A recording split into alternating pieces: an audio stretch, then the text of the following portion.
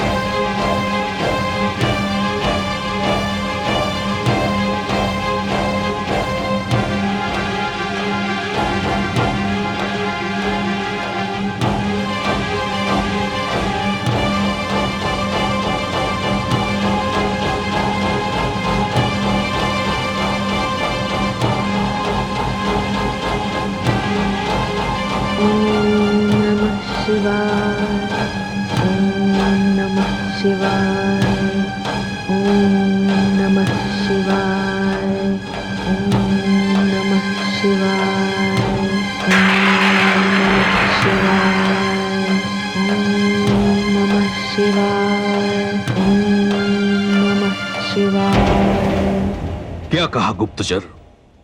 हिमाचल पुत्री पार्वती हिमालय में अकेली तपस्या कर रही है? हाँ सुरराज, मैं अपनी आंखों से देखकर आ रहा हूं।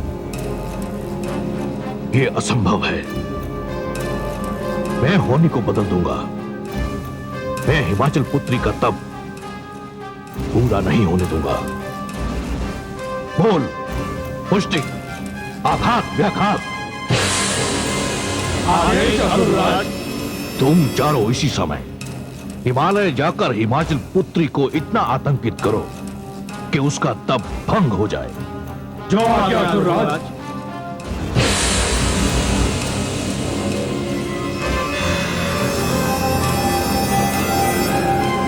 पार्वती! क्या बात है महारानी? क्या हुआ?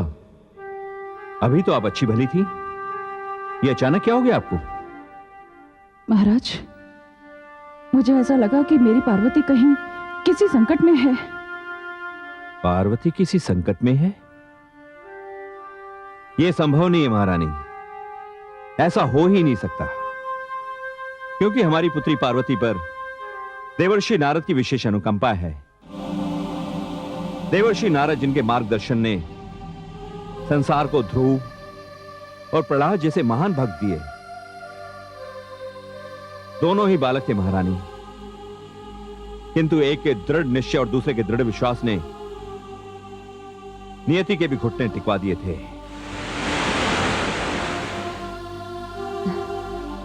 माताश्री, पिताश्री, प्रणाम माताश्री, प्रणाम पिताश्री। सदा सुखी रहो पुत्री। क्या हुआ माताश्री? क्या बात है पिताश्री? पुत्री गंगे, पता नहीं अचानक मुझे ऐसा लगा जैसे तुम्हारी बहन पार्वती किसी संकट में है। हाँ पुत्री। नहीं माताश्री, ये नहीं हो सकता। आप चिंतित ना हो, मैं स्वयं जाकर पार्वती को देख कर आती हूँ। गंगे, महाराज, मेरी पार्वती सकुशल तो होगी ना? आप चिंता न करें महारानी, देवी परमेश्वरी की कृपा से सब ठीक होगा। ओम नमः शिवाय, ओम नमः शिवाय, ओम नमः शिवाय, ओम नमः शिवाय, ओम नमः शिवाय, ओम नमः शिवाय, ओम नमः शिवाय। तपस्या? रुक जाइए देवी,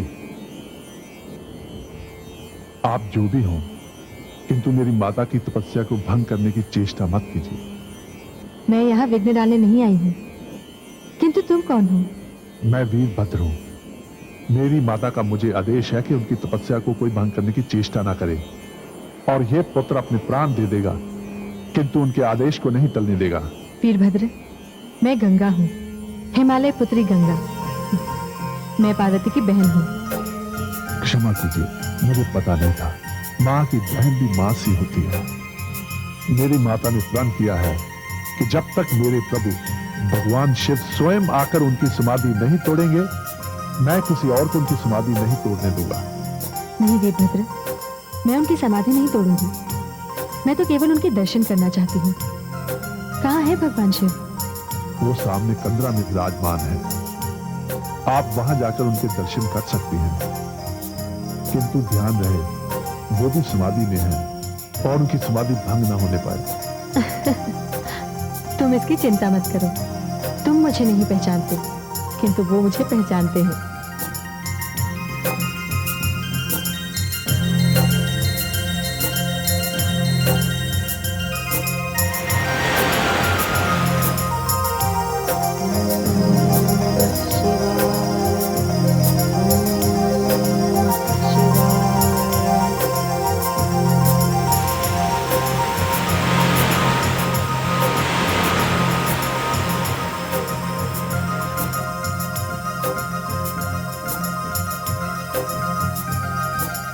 गंगा कैलाश पर आए और आपके चरण स्पर्श किए बिना ही चली जाए, यह इतनी संभव ही नहीं है प्रभु। मैं आपको प्रणाम करती हूँ।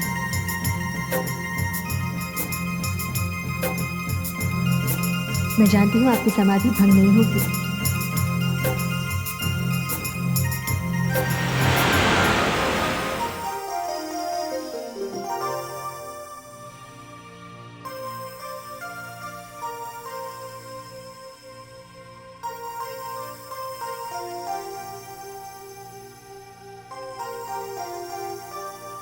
स्वामी, मुझे बहुत चिंता हो रही है।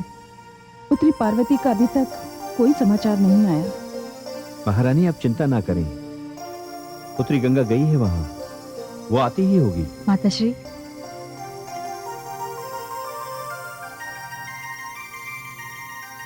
प्रणाम पिताश्री। प्रणाम माताश्री। सदा सुखी रहो पुत्री।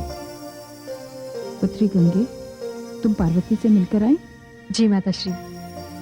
कैसी है मेरी पुत्री? माताश्री, वो सकुशल कैलाश पर है और पास ही कंदरा में भगवान शिव समाधि लगाए बैठे हैं। तो मेरे मन में जो भय था, माताश्री, जिसकी रक्षा स्वयं वीरभद्र कर रहे हो, उसके लिए भय कैसा? किंतु गंगे, इस समय तो वहां भीषण हिमपात हो रहा होगा। हाँ पिताश्री, हिमपात तो हो रहा है। और अब ये बात कोई जाकर पार्वती से पूछे कि उसे तपस्या करने के लिए कंदरा से बाहर आकर बैठने की क्या आवश्यकता थी, जो खुले आकाश के नीचे बैठकर तप कर रही है। इसलिए अब उस पर हिम की वर्षा भी हो रही है। पुत्री, ये तो क्या कह रही है? देवर्षि नारद मेरी पुत्री को किस कठोर तपस्या के लिए ले गए? स्वामी, वहां भीषण हिमपात में मेरी पुत्री की दशा क्या हो रही होगी? महारानी, अब चिंता ना करें। हिमालय की पत्नी होकर, पार्वती की माता होकर, हिमालय पुत्री के लिए आपको हिम की वर्षा भीषण लग रही है? ये आप नहीं समझेंगे स्वामी, ये केवल एक माँ ही समझ सकती है।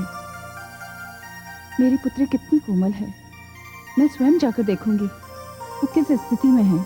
महारानी रुक जाइए, मैं आपको वहां नहीं जाने दूंगा, कदापि नहीं जाने दूंगा। वहां जाकर आप कहीं मेरी पुत्री के संकल्प पूर्ति मार्ग में बाधा ना बन जाएं। नहीं स्वामी, कोई भी माता अपनी संतान के लिए बाधा नहीं बन सकती। पिताश्री, माताश्री के जाने की व्यवस्था कर दीजिए ना, कि वहां जाकर पार्वती का साहस देखेंगी तो ही इन्हें धीरज प्राप्त होगा। ठीक है पुत्री गंगे, मैं महारानी के जाने का उचित प्रबंध कर देता हूं। स्वामी, जो भी करना है शीघ्र कीजिए।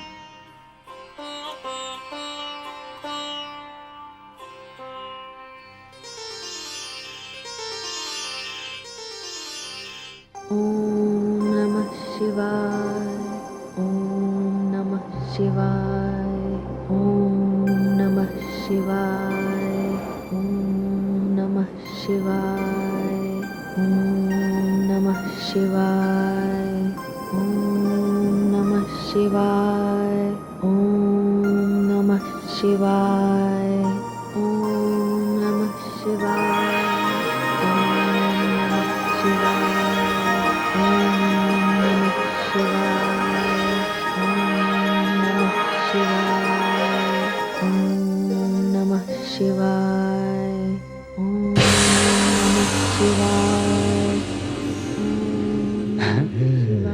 क्या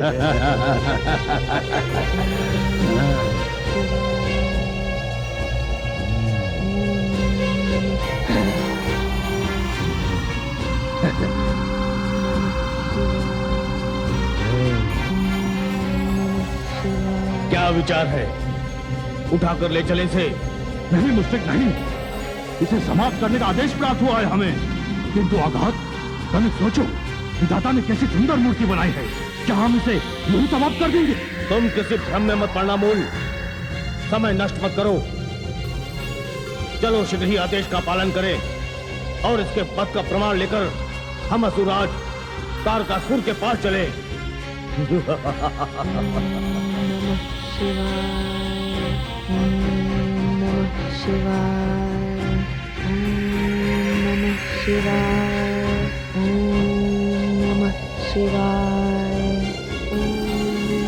हिमाचल पुत्री, तोड़ दे अपना ध्यान और बंद करे ओम नमः शिवाय की रट। हम तुम्हारा वध करने आए हैं। अंतिम इच्छा की पूर्ति करना हम असुरों का नियम है।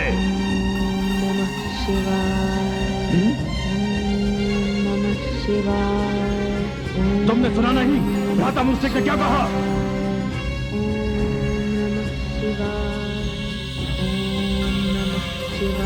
एक साधारण सी स्त्री और इतना साहस, आप देखो तुम्हारी क्या दशा करता हूं।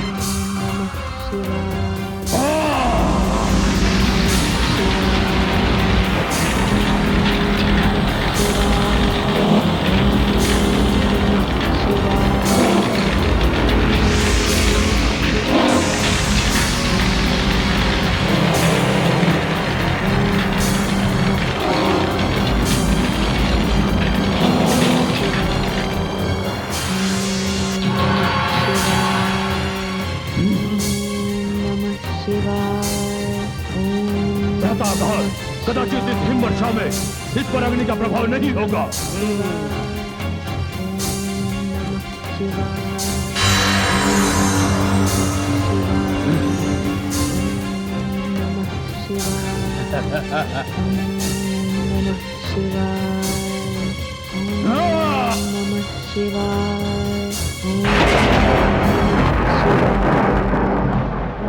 ठहरो काल के ग्रास।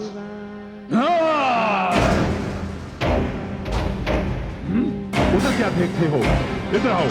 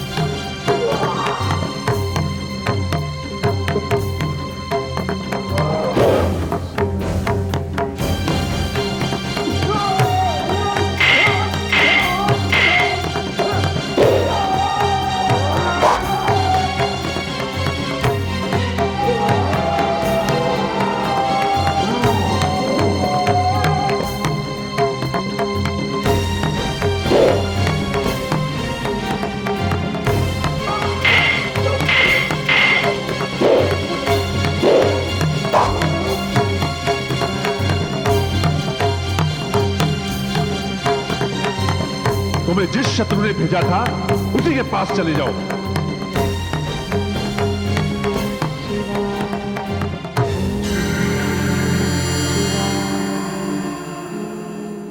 प्रणाम माते।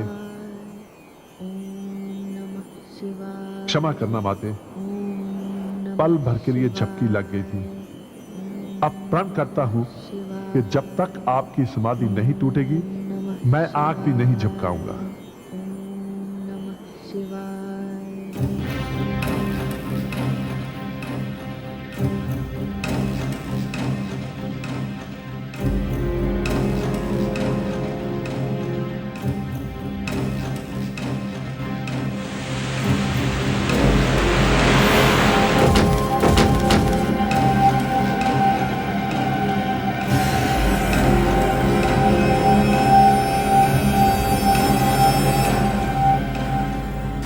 अरे मूल, मुष्टिक, आघात, व्याघात, स्वामी इन्हें क्या हुआ?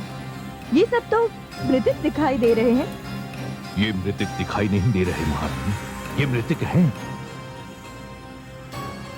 किंतु महाराज ये सब हुआ कैसे? ये हिमाचल पुत्री पार्वती का कार्य है। मेरे सारे प्रयास विफल हो रहे हैं। वो मेरे एक से एक श्रेष्ठ वीरों के लिए काल बनती जा रही है। ये आप क्या कह रही हैं स्वामी? मैंने आपसे कितनी बार कहा कि देवी देवताओं से वैर छोड़ दीजिए, व्यर्थ में मानव हत्या बंद कर दीजिए। फिर देखिए आपकी मृत्यु की आशंका दूर होती है या नहीं। महारानी!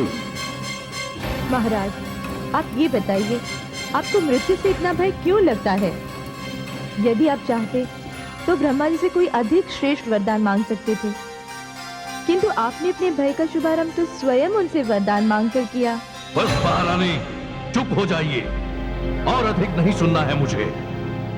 मैं अमर होना चाहता हूं, देवताओं की भांति अमर होना चाहता हूं, और आप देख लेना, मैं मृत्यु पर विजय प्राप्त करके रहूंगा, अवश्य प्राप्त करके रहूंगा।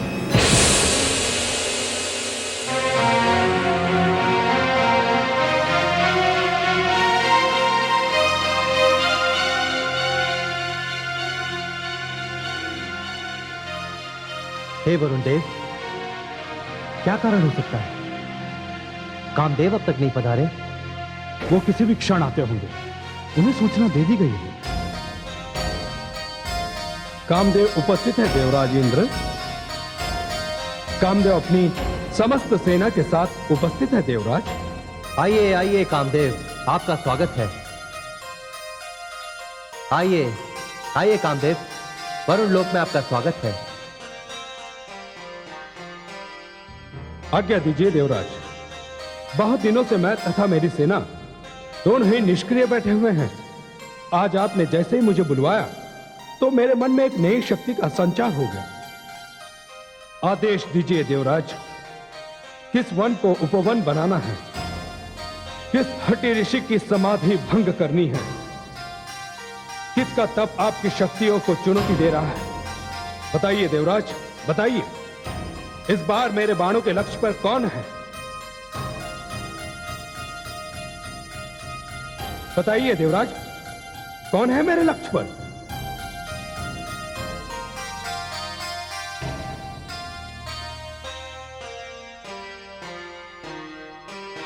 देवाधिदेव महादेव। क्या? हाँ कामदेव, देवाधिदेव महादेव।